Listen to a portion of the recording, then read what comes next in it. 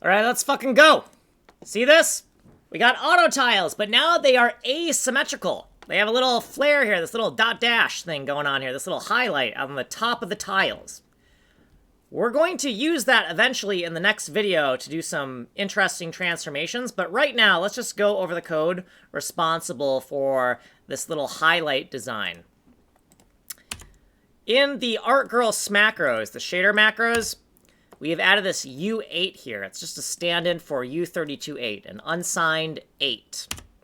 In shader source 7 in the main function, we've added a new section called 8x4 capper graphics. We're only going to do this code if the tile is non-zero. So if the tile is non-zero, it's something that is not empty space, and we're going to add the graphics.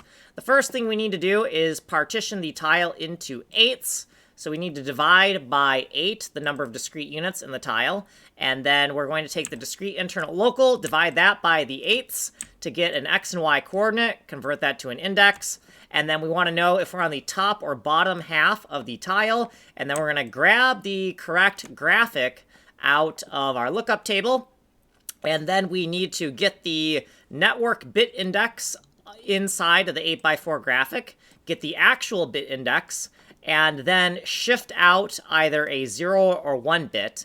And then if it's a 1 bit, we're going to do a little bit of color shifting and brightening to show those details. So here's what we did previously, and here's our notes, and then here's what we did in this video. So if you want a longer explanation, you can go here. You are on the short playlist right now. You can get the source code here. You can email me here. With that said, you've been on video 328. Like and subscribe.